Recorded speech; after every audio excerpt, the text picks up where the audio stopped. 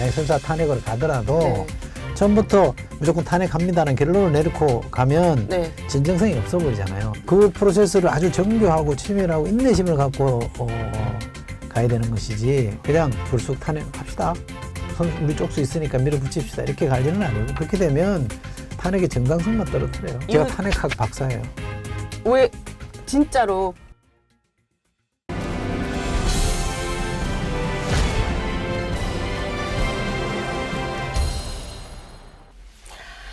여러분 안녕하세요. 송주영입니다. 이번 주부터 주간 2철일 코너 생방송으로 여러분을 찾아뵙습니다. 예, 앞으로 속보도 중간중간 전해드리고요. 여러분과 소통도 좀 더 강화할 예정입니다. 정치권 이슈 더 생생하게 전해드릴 테니까 많은 관심 부탁드리겠습니다. 자, 본격적으로 주간 이철일 코너 시작하겠습니다. 오늘도 변함없이 이철일 청와대 정무수석 나오셨습니다. 어서 오세요. 네, 안녕하세요. 아니 오늘 시원하게 하네스에 셔츠 입고 나오셨는데 날이 너무 더워요. 아니 근데 무슨 또 생방이요. 아니 시험시험 하지.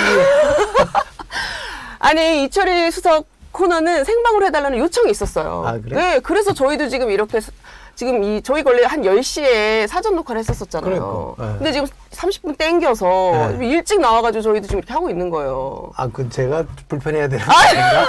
그건 아닌데. 아니 또 팬덤이 있으시고 실시간으로 소통하고 싶다는 요청이 있으니까 저희가 또 어떻게 해요. 아, 그래? 해드려야죠. 합시다 그래. 네. 뭐든. 아니 지금 약간 주춤하기는 했는데 이제 장마 본격적으로 시작이 돼가지고 네, 덥더라고요. 맞아요. 어제 비 많이 왔죠. 예. 네. 여름 휴가 계획을 어떻게 세우셨어요? 네, 가야죠. 진작에 세워놓은 게 있어서 어디 가세요? 밖으로. 해외 가세요? 더운 데로. 네. 뭐 저희 이 주간 이철일 코너는 하고 가시는 거죠? 아니 안 들끓여? 저희 들끓여? 아니 또 이 자유분방한 거기서 그럼 잠깐 뭐 연결을 하든 해야 되나? 네. 줌으로? 그렇게까지? 네, 일단 이번 주 또 주목해야 할 정치권 이슈. 자, 이철일 수석께서 뭘 또 꼽아 오셨는지. 매번 반복되는 것 같아요. 아니 이 정치권 이슈라는 게 뚝뚝 끊기진 않으니까요. 네. 뭐 그래도 또 이번 주 뭐로 꼽으셨어요? 글쎄요. 국회에서 최상병 특검법 처리? 네. 과연 될지 네. 민주당이 어떤 선택을 할지가 좀 궁금하네요. 민주당은 빠르면 내일 처리하겠다는 입장이잖아요. 2일에서 4일 사이에 뭐 한다는 얘기가 네. 있던데.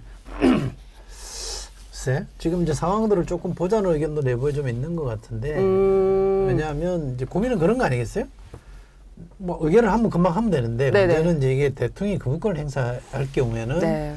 특검이 안 되니까 그러면 실제로 특검을 하기 위해서 네. 성사시키기 위해서는 다른 고민이 좀 필요한 게 있잖아요. 그런 고민을 좀 하는 것 같아요. 최상병 특검법 요게 이제 이번 주 좀 이슈가 될 거다. 어쨌든 뭐 운영이 중심으로 해서 이번 주 뭐 대정부 질문 쭉쭉 있고 원내 격돌할 테니까 뭐 이런 것도 좀 같이 좀 보면 된다고 보시는 거죠? 그렇죠. 근데 이제 민주당의 셈법이 약간 고민스러운 게 있겠죠. 국민의힘 전당대회 그 7월 23일이잖아요. 네. 남동훈 후보, 지금 후보가 제3의 특검법을 얘기를 했으니까. 네. 근데 본인이 대표가 되면 하겠다 그랬으니까. 그렇죠. 문제는 이제 그때 돼서 만약에 한다 그러면 네. 여야 합의를 할 수 있는 가능성도 있잖아요. 그렇죠. 여지가 좀 있죠. 그걸 볼 거냐, 아니면 일단 강공으로 가고 거부권 행사 한번 한 뒤에 네. 그럼 그때 그럼 또 할 수도 있으니까 네. 두 번 할 거냐, 뭐 또는 독자적으로 통과시키는 게 네. 국민의힘 전당대회에 어떤 영향을 줄 거냐, 한동훈 후보에게 도움이 될 거냐, 네. 안 될 거냐, 뭐 이런 고민이 있을 텐데 네, 그건 네. 왜냐하면 여당의 당 대표로서 한동훈 당대표 체제가 유리할지 아니면 다른 사람이 유리할지 네. 이런 걸 좀 고민하고 있지 않을까요? 이 최상부형 특검법 그 한동훈 후보는 어쨌든 나름의 그 중재안 내놓고 지금 여당 후보들한테 지금 중재안은 아니고 독재안이지. 중재안은 아니라고 네. 해야 되나요? 네. 어쨌든 나름의 안을 내놓고 네.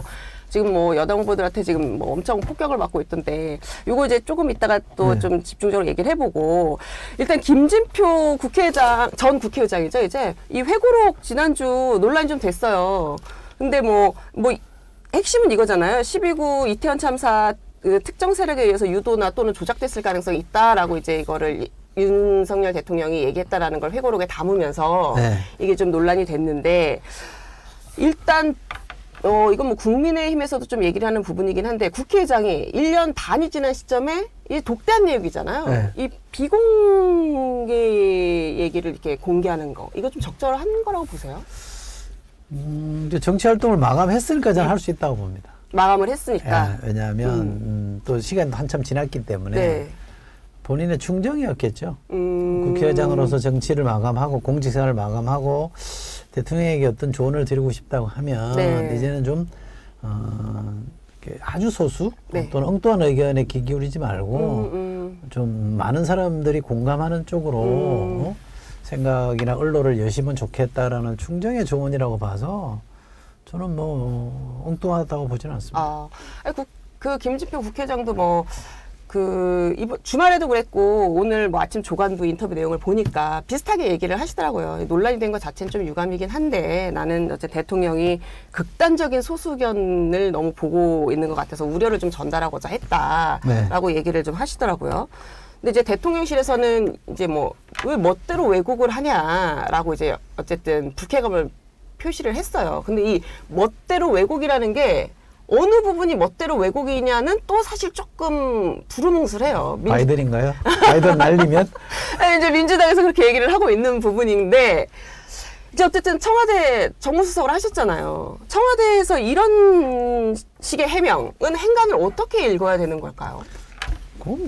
좀 왜곡됐다는 얘기는 그런 얘기가 있었다는 거잖아요. 근데 취지가 그게 아니었다. 네, 또는 네. 뭐 왜곡됐다는 얘기는 있었다는 것 자체를 부정할 수 없기 때문에 그렇게 말 자체는 있었다. 있었다는 얘기죠. 그리고 엄밀하게 말하면 두 사람만 대화한 거 아니에요? 그렇죠. 나머지 사람들이 알아요. 대통령이 얘기해주지 않는 이상 모를 텐데. 그건 대통령이 기억이나 할지 모르겠어요. 솔직히. 그래. 근데 참모들로서는 뭐 저런 정도로밖에 대응하는 게 뭐 그냥 할 수 있는 최선일 거예요. 만약에 지금 윤석열 정부에 지금 계시다. 그럼 이 정도 대응을 하는 게 최선이라고 보시는 거예요? 이렇게 대응하실 것 같아요? 그렇게 대응할 거 아닌 것 같아요. 그럼 어떻게 하실 것 같아요? 뭐 제가 거기 있을 일도 없습니다만. 그렇죠. 그렇긴 한데. 근데 이거는 이제 전직 국회의장이 네. 대통령과 내밀하게 한 얘기를 네. 그렇게 밝히는 게 적절치 않다 이런 정도로 툭 치고 넘어가야죠. 그렇잖아요. 네. 그리고 그게 대통령의 생각이라는 게 잘 모르잖아요. 사실은 이게 정말 그렇게 생각하는지 시종일관 네. 나는 누가 뭐라 그래도 나 이게 맞다고 생각하는 건지 아니면 네. 이렇게 생각하는 사람들도 있습니다. 만약에 그렇다면 뭐 이런 거 아니요 라고 이제 연결했을 수 있기 때문에 네. 대통령이 저 얘기를 어느 정도 무게를 실어서 본인의 소신인지 정말 신중한 고뇌 끝에 나온 판단인지는 잘 모르니까. 근데 어쨌든 대통령과 사적인 자리에서 편하게 주고받는 사적인 자리는 아니군요. 그냥 좀 둘만의 내밀한 얘기를 저렇게 공개하는 게 적절치 않다. 네. 뭐 이런 정도로 대응하는 게 제가 했으면 그러지 않았을까요? 그 김진표 국회의장이 이 얘기를 하면서 또 하나 했던 게 대통령 주변에 참모진이 그러니까 제대로 된 참모진이 너무 없다. 그것 때문에 열받았나 보죠. 참모들이. 그 열받죠. 아니 근데 진짜 청와대에 보셔서 아시겠지만 대통령은 혼자 뭔가를 이제 국정을 운영하기 사실 쉽지 않잖아요. 주변에 진짜 많은 참모진들이 이 소위 말해서 이제 백업, 이 보조를 맞춰줘야 되는데 보시기에 진짜로 김진표 국회의장처럼 지금 대통령실의 참모진 많이 부족하다고 보세요? 부족하죠. 특히 어떤 면이 부족하다고? 굉장히 많이 부족하죠. 제가 이런 얘기하면 또 저 친구 지 자랑한다 그럴지 모르겠는데 제가 그때 청와대 출입 기자였을 텐데 네네. 제가 처음에 됐을 때 국회 기자들 앞에 가서 했던 말은 아닌 건 아니라고 제가 말하겠다. 네. 노라고 말하는 참모가 되겠다라는 거예요. 왜냐하면 최고의 의견이나 최고의 판단들은 대통령한테 공급이 돼요. 제도적으로. 부처도 있고 많은 데서 의견들이 많이 들어오기 때문에 보고서로 들어오거나 하거든요. 그걸 읽으냐 마느냐는 이제 대통령 몫이긴 합니다만 네. 어쨌든 공급은 돼요. 근데 제일 어려운 게 뭐냐면 안 됩니다. 그렇게 하시면 안 됩니다. 네. 이 얘기하는 게 정말 어렵거든요. 대통령한테. 네. 그래서 저는 감히 한번 그렇게 해보겠다고 생각했는데 네. 지금 참모들은 그걸 해야 돼요.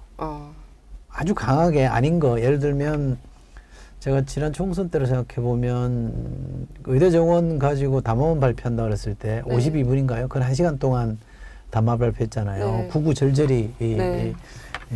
그런 얘기를 하면서 제가 그때는 당시 용산의 참모들을 저 혼자 보면서 욕을 했어요.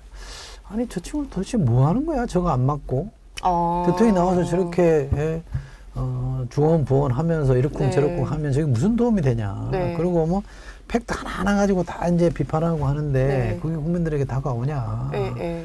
저거는 누구라도 자리를 걸고 막았어야 된다 못하게. 근데 뭐 하냐 이런 생각을 좀 했었거든요. 지금 그런 게 너무 많죠.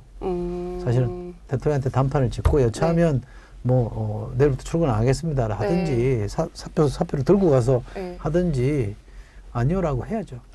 그 청와대 정무수석으로 오실 때 그 일성으로 하셨던 말씀이 나는 청와대 내 레드 팀이 되겠다라고 말씀을 하셨어요. 지금 아까 말씀하신 그 연장선인데 그러면서 어쨌든 대통령한테 아닌 건 아니다라고 얘기를 해야 된다고 지금 말씀을 하셨잖아요. 근데 윤상현 후보가 그 얘기를 하시더라고요. 윤석열 대통령이랑 얘기를 하는 과정에서 본인이 깜짝 놀랐다. 보니까 청와대 참모진들이 대통령한테 노라고를 못하는 것 같더라. 그걸 어떻게 느꼈냐면 대통령이 정말 현실과 괴리된 정보, 선거와 관련돼서 괴리된 정보를 가지고 있고 그래서 낙관하고 있더라. 그러니까 지금 보도만 따르면 경로하는데 누가 거기다 대고 노라고 하겠어요. 한마디 했다가 경로하면 그다음 두 번째는 못하죠. 사표를 내든지 속된 말로 그냥 찌그러지든지. 그러면 청와대 참모 입장에서는 경로를 하면 하기 어려운 상황이면 참모의 잘못은 아닌 거 아니에요? 근데 그건 또 방법을 바꿔서 해봐야죠. 안 돼도 해봐야 된다. 좋은 참모는 사실은 대통령하고 이렇게 각 세우는 게 좋은 참모. 그러니까 생각이 다를 때 대통령을 화나게 해서 열받게 만드는 게 좋은 참모라기보다는 조곤조곤 잘 설명해서 결국 대통령의 생각을 바꾸게 하는 게 좋은 참모잖아요. 그죠? 그러면 대통령의 생각을 바꾸기 위한 노력을 어떻게 할 거냐, 얼마나 잘 해볼 거냐 이런 고민도 해야 되는데 궁극적인 책임은 대통령한테 있죠. 누구를 자기 참모로 쓸 건지 선택권도 본인한테 있고 누구로부터 어떤 말을 어떻게 들을 건지도 본인한테 주어진 권한이니까 그건 마키아벨리 군주론에 보면 군주의 흥망은 주위에 참모를 어떤 사람을 두느냐에 따라 달려있다는 거 아니에요? 너무 심플하잖아요. 그러니까 저쯤 되면 지금 2년 넘었잖아요. 이제 뭔가 싫은 소리 했을 때 표정이 안 좋다더라 또는 아닙니다라고 했을 때는 경로하시더라. 그러면 그 주변에는 다 예스맨으로 꽉 차 있겠죠. 예스맨을 아는 사람은 못 버티죠. 아니면 자기도 살기 위해서 예스맨을 해야 되죠. 예스를 해야죠. 아니 이 윤석열 대통령 탄핵 요구하는 국민청원 참여가 지금 열흘 만에 70만 명이 넘어섰어요. 그 김진표 국회의장 회고록 공개 이후에 이 속도가 엄청 이제 빨라지면서 이 속도면 곧 100만 넘는다 이런 넘겠죠. 얘기가 나오고 있거든요. 근데 이게 좀 문제인 게 제가 저 얘기를 들으면서 기사를 보면서 들었던 생각은 과거에 이명박 정부 초기에 광우병 촛불 시위가 있었잖아요. 그때 청와대에서 했던 말 중에 하나가 저 촛불값은 누가 되냐. 그러니까 배우가 있다 이런 식으로 접근했잖아요. 그러다가 진짜 호되게 당했잖아요. 그래서 디산 올라가서 상록수인가요? 불러오고 반성합니다라는 당원문까지 냈잖아요. 그때가 떠오르더라고요. 왜냐하면 이 정부에 이명박 정부 때 사람들이 많이 들어가 있다는 거 아닙니까? 그러면 이거 아주 습관적으로 현실을 있는 그대로 보지 않고 뭔가 배우가 있다는 음모론의 시각을 갖는 게 그 체질화됐다는 생각이 들고요. 이거는 팩트는 아닙니다. 제가 들은 얘기인데 이것도 전해 들은 얘기입니다. 확인이 안 된 얘기긴 합니다만 제가 과거에 좀 이 정부 출범하면서 의아했던 것 중에 하나가 어느 날 국정원이 선관위 보안감사를 했어요. 제 기억엔 보안감사한 것 같은데 했어요. 근데 아니 국정원이 왜 선관위 보안감사를 하지? 라고 생각해서 여러 군데 제가 묻고 다녔어요. 야 이거 뭐냐 도대체 무슨 일이 있었냐 이렇게 물어봤더니 그게 언제쯤인가요? 작년 아닐까요? 작년. 그 기억 아마 보시면 알 거예요. 근데 누군가 설명을 그렇게 해주더라고요. 내가 왜 0.73%포인트밖에 못 이겼냐. 야, 분위기 너무 좋았고 네. 내가 압도적으로 이기는 분위기였는데 왜 그거밖에 못 이겼냐? 이거 문제 있는 거 아니야? 뭔가가 있는 거 아니야? 그러는 얘기를 듣고 움직였다.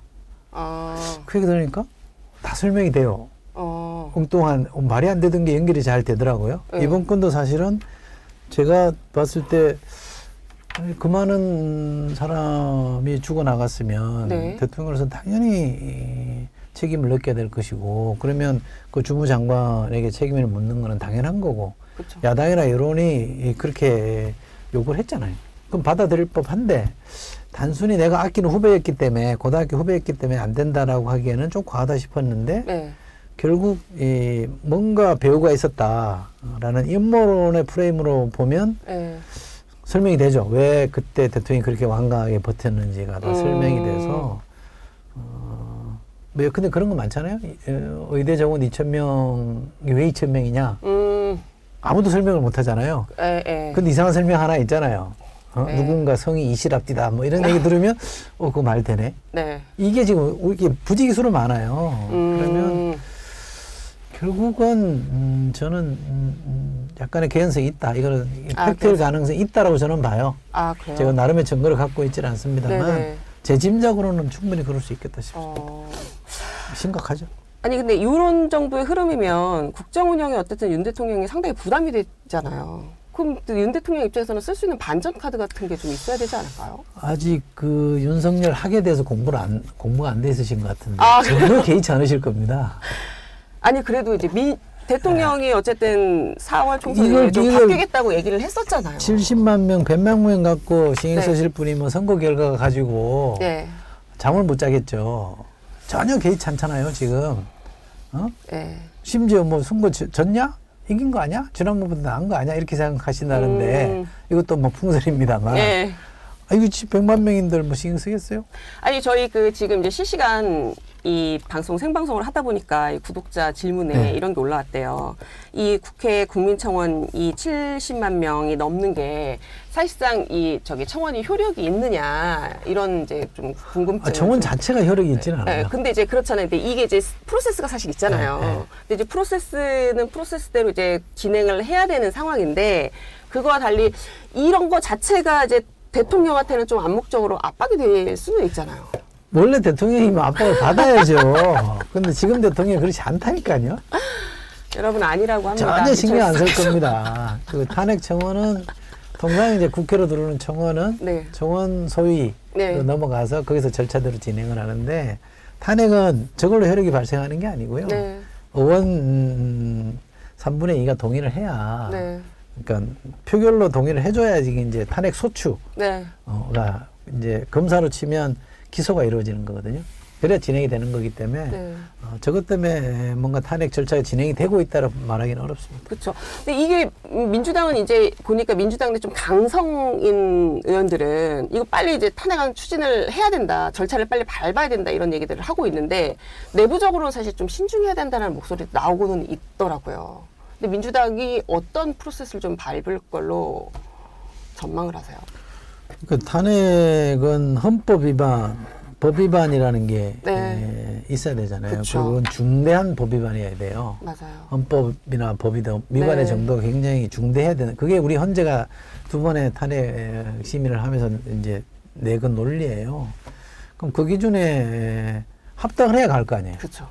근데 노무현 대통령 때 그 당시 이 야당이 탄핵을 해버렸잖아요. 이유는 뭐 선거법 위반이다 뭐 이런 그런 건데, 근데 선거법 위반의 근거가 뭐였냐면 선관위가 문제 있다라고 이제 판정을 했기 때문에 그걸 근거로 탄핵을 해버린 거거든요. 그렇죠. 그래서 어떻게 됐어요? 선거에서 박살나 버렸잖아요. 그렇죠. 그때 뭐 열린우리당을 지지해주지 않겠습니까? 이 발언 하나. 그렇죠. 그래서 역대 의회 권력이 처음으로 교체가 됐어요. 예. 다수당이. 그렇죠. 지금의 야당이 네. 그때 처음 다수당이 됐어요. 그러니까 탄핵 역풍으로 망한 거 아닙니까? 네. 그러니까 그만큼 정치적으로도 예민한 사안이에요. 네. 법적으로도 중대한 사유가 있어야 되고 정치적으로도 국민들이 봤을 때 납득할 만한 네. 충분한 근거가 있어야 돼요. 그러면 문제는 대통령이 잘못한다는 것과 탄핵해야 된다는 여론이 별개거든요. 이게 같은 게 아니에요. 네. 잘못하고 있지만 탄핵까지는 아니다라는 사람과 잘못하고 있으니 저건 탄핵해야 돼라는 네. 게 나눠줄 수 있잖아요. 크게 그쵸. 보면. 그러니까 이걸 이제 쿠킹하는 우리 흔히 하는 말로 익히는 과정이 있어야 되는 거예요. 만약에 설사 탄핵을 가더라도 네. 처음부터 무조건 탄핵합니다라는 결론을 내놓고 가면 네. 진정성이 없어 보이잖아요. 그러니까 정치적인 탄핵이다 저거는. 네. 정략적 의도를 갖고 하는 거다라고 보여주잖아요. 네. 그러지 않고 우리도 하기 싫은데 국민들이 원하는 거고 워낙 저게 법적으로 잘못한 게 많으니 어쩔 수 없다라는 걸로 가야 실제로 탄핵이 돼요. 그래야 박근혜 대통령이 탄핵이 된 거거든요. 네. 그때는 사실은 국회가 주도하지 않았어요. 그래서 국민들이 주도를 했거든요. 국민들이 끌어내려라 탄핵해야 된다고 주장을 했고 국회는 머뭇머뭇 하다가 나중에 받았어요. 그래서 그게 헌재도 통과가 된 거잖아요. 네. 그러면 지금 민주당이 해야 될 일은 탄핵 결론을 먼저 제시하지 말고 도대체 특검이라는 걸 통해서 대통령이 뭘 잘못했는지 이걸 밝혀야 돼요. 그것이 이제 팩트로 국민들 앞에 나오고 네. 그것이 국민들 눈에 저거 좀 심각한데 우리가 우리 손으로 뽑은 대통령이긴 하지만 저 직위를 그대로 유지시키는 것보다면 네. 위험해. 네. 그러니까 못하게 해야 돼. 헌재용으로만 파면하는 게 맞아라는 쪽으로 갈 때 이게 가능해지는 거기 때문에 그 프로세스를 아주 정교하고 치밀하고 인내심을 갖고 가야 되는 것이지 그냥 불쑥 탄핵합시다. 우리 쪽수 있으니까 밀어붙입시다. 이렇게 갈 일은 아니고 그렇게 되면 탄핵의 정당성만 떨어뜨려요. 그러면 탄핵의 정당성만 떨어지고 제가 그 여쭤본 이유 제가 탄핵학 박사예요. 왜 진짜로 제가 박사 논문의 제목이 그거예요. 노무현 탄핵은 왜 실패하고 박근혜 탄핵은 왜 성공했느냐. 아 그래요? 제 박사 논문 주제예요. 오. 우리나라에서 유일한 탄핵 갖고 전문가시네요 그러면. 논문 쓴 사람이죠. 이 질문 또 길게 좀 알죠 제가. 아 그러니까. 아니 저는 이 질문 했었던 이유가 그래서 노무현 전 대통령 사례처럼 이게 어쨌든 헌재에서 기각되면 역풍 좀 불 수 있으니 요거에 대해서 좀 여쭤보려고 했더니 굉장히 디테일하게 말씀을 해주셔서 아 이건 또 근데 저 미국도 보면 돼요. 미국도 트럼프가 2번 탄핵됐잖아요. 아 그렇죠. 하원에서 2번 탄핵됐거든요. 네.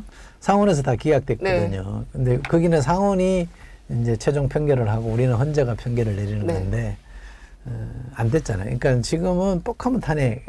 미국도 그래요. 근데 우리도 지금 대통령 탄핵만 있는 게 아니라 뭐 검사다 뭐 네. 많잖아요. 지난번 헌재가 내린 검사 탄핵을 기각했잖아요. 네. 그런 거 보면 지금 헌재 구성도 쉬워 보이진 않아요. 그렇잖아요. 민주당이 조금 더 신중해질 필요가 있습니다. 여러 국민들은 네. 또는 뭐 당원들은 네. 뭐 그냥 가감없이 얘기해도 돼요. 주권자이기 때문에 탄핵하자는 얘기를 해도 돼요.